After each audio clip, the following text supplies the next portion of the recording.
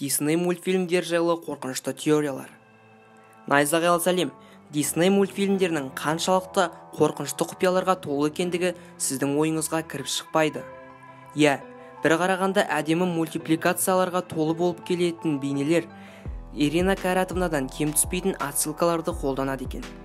Назарларыңызға Дисней мультфильмдері жайлы топ 3 қорқынышты теория. Жындыхана. Алиса в стране чудес мультфильмі өте біртүрлі кадрлар мен адам миына сенбейтін қиял ғажайыптарға толы. Күдік келтірушілердің ойы бойынша Алиса ешқандай да ғажайыптар әлемінде жүрген жоқ. Алиса жындыханаға түскен жасөспірім қыз.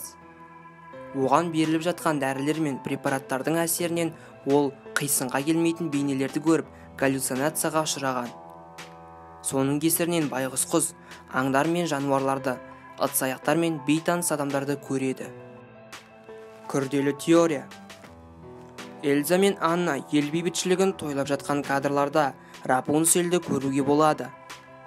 Яғни Рапунцельдің Эльза мен Аннаға туыстық қарым-қатынасы бар дегенді білдіретіндей. Бәріміз білетіндей, Эльза мен Аннаның әке-шешесі кемемен сапарға шығу барысында өлім құшады. Бірақ біз Тарзан мультфильмінен де дәл соған ұқсас кемені байқай аламыз. Егер байқайтын болсақ, орманда Тарзаннан басқа адам баласы жоқ. Егер Эльза мен Аннаның анасы ішіндегі баланы жағаға жетіп босанған болса, яғни Тарзан Эльза мен Аннаның інісі болып табылады. Түсіну қиын әрине, дегенмен логикаға сүйенетін болсақ, бәрі де осылай. Біртүрлі отбасы. Губка Боб мультфильмдегі Крабс мырзаның қызы не үшін кит екені көпшілікті қызықтырады. Осы орайда мынандай бір теория пайда болды. Киттің анасы оны босанғанда теңіз қоқыстарының кесірінен қайтыс болады. Ал Шаян мырза оны тауып алып, өз қызындай көріп, оны асырап алады. Достар, мен осы видеода бір қателік жасадым. Қателікті байқаған болсаң, комментке жаз.